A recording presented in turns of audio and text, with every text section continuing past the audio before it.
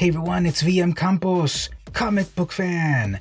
Welcome to the weekly VM Campos Comic Book Club.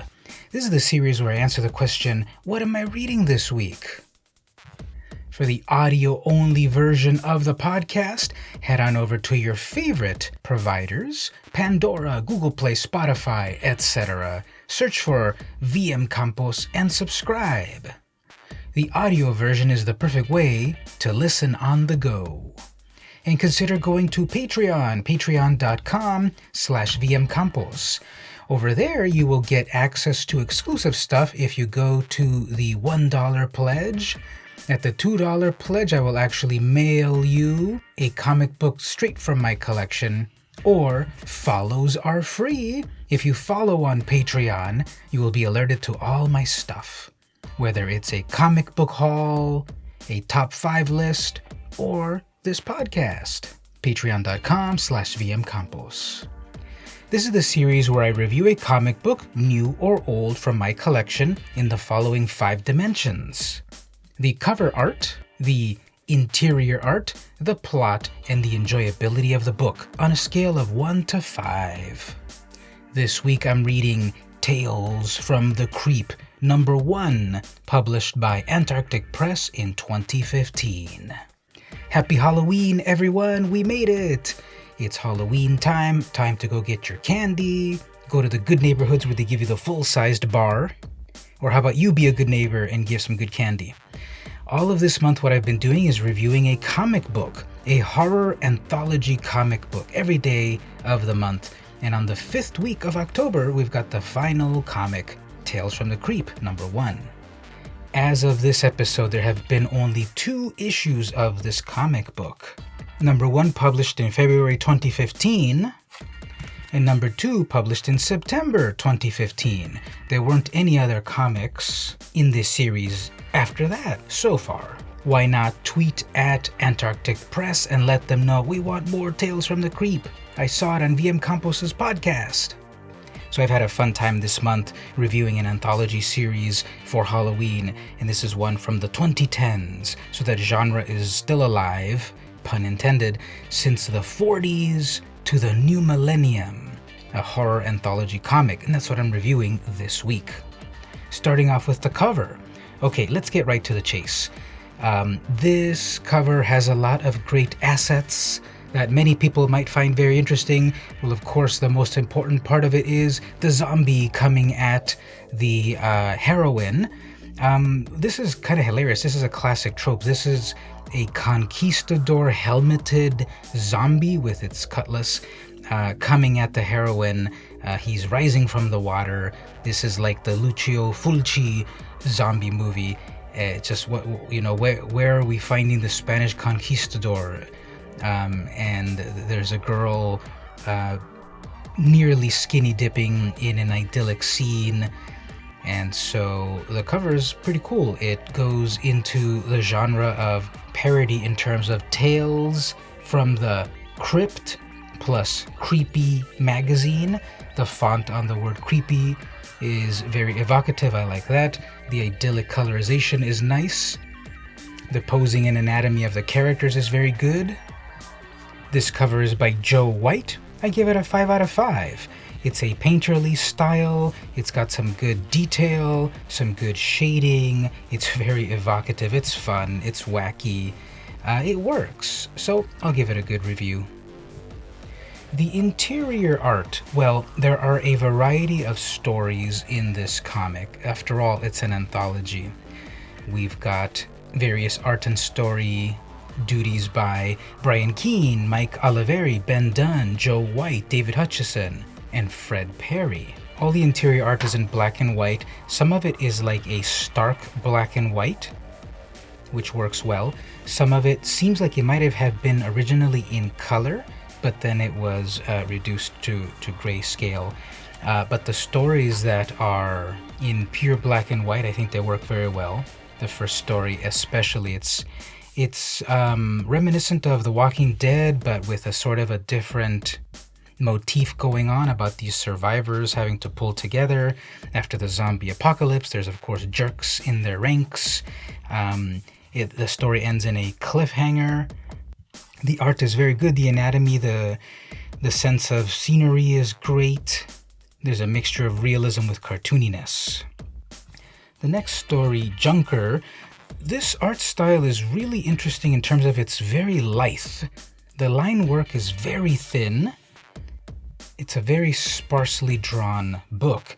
And there's, of course, some horrible stuff that happens after these kids break a car. So this is sort of like shades of the movie Christine, where there's an evil car. There's something evil in the car. It kills one of the friends, possibly kills or possesses or something. And the line work in that is, again, very thin, sort of a clean line style. I think it works pretty well in contrast with the previous story. The next story after that is Africa Corpse. This is the classic war stories. Now, I'm wondering, why does Antarctic Press have such a fascination with World War II, Nazi-era stuff? I always kind of felt it was kind of weird. Why do they publish so much of that stuff? And I don't really read any of it to really know which side they're on, but of course I hope that they're on the Allies' side in their stories. Anyway, this next story is Africa Corpse, and it's got zombie Nazis. There's a wonderful panel where one of the characters, Corporal Baker, this is all happening in northern Africa. So after the Desert Fox, I suppose, Corporal Baker is lighting up a cigarette, and there's a great shot of a zombie coming out of the darkness as the corporal lights up his cigarette. I think it's very evocative. And there's the zombies coming out of the water, and then there's the gunplay. It works very, very well. So overall, the art is also a 5 out of 5. There's a great variety of realistic stuff, cartoony stuff. Some of the cartooniest stuff is zombie Little Miss Muffet, and instead of eating her porridge and whey, she's eating the spider itself. And then there's like these short little zombie fails, and those are drawn very cute, very cartoony, very detailed. There's a cameo by the Brain from Pinky and the Brain. So the art is nice. It's got a good variety. It does what it can in black and white, and therefore you will get a good sense of what can be done without the trappings of color. Although, like I said, a few of them feel like they could have been done in full color and then reduced to grayscale. The plot. Well, there's several plots. It's an anthology book after all. We have the little short vignettes of the zombie fails. These are one-panel gags that work very well. Those are fun. Little Miss Muffet, well, there's no plot at all there except for, yeah, she's a zombie, she ate the spider. Africa Corpse is very interesting, although it is one of the to-be-continued stories. So you gotta go to issue number 2 to see what that's like. And Junker, it's a self-contained story. I like how it ends in terms of a super kind of twist at the end, and it's pretty scary, and there's no continuation, and I'm fine with that. The first story about to fight with monsters, that one's another one that ends in a cliffhanger. That one continues in a much more brutal story in issue number 2. Definitely not safe for work. This one also has a lot of bad language. Overall, it's the zombie apocalypse, nerves are fraying, and so forth. So the stories, I give them a 4 out of 5. There's a lot of zombie stuff in the book that's kind of played out. You know, by 2015, The Walking Dead was at its apex. Now we're at its nadir. You learned a word today. And so this comic was trying to capitalize on that trend. Now, no knock on them, but Antarctic Press does a very good job of capitalizing on every single trend. There's the steampunk that they got into, zombies, and just weird stuff like Time Lincoln. Hilarious. In his final hour, he lived a lifetime. Anyway, but the main story, yeah, it's a 4 out of 5. The stories are enjoyable. They're a little played out because we're in such a zombie genre in 2015, but still enjoyable. So that means the enjoyability of the book overall also is a 4 out of 5. Now let's be a little bit more generous. It's a 4.5 out of 5, my very first half rating. The cover is really evocative. I like it. The art inside is overall very good and works very well with the genre.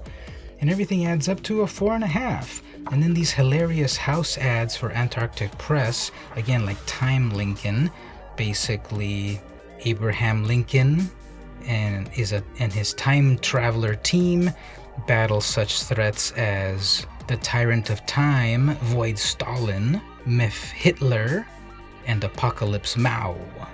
So just for those sorts of things, Antarctic Press never fails. So enjoyability is pretty good as well. So that wraps up a whole month of horror comics. Thanks for watching. We'll return to your regularly scheduled comics next week. If you'd like to hear the podcasts on the go, head on over to your favorite podcasting apps. I'm on all of them. Just search for VM Campos and subscribe. Don't forget to like and share the podcast, the videos, and everything that I do. Head on over to patreon.com/vmcampos. Give me a free follow. Keep up to date with everything that I do there. Or if you'd like to move up to the $2 tier, I'll actually mail you a comic book from my curated collection from me to you.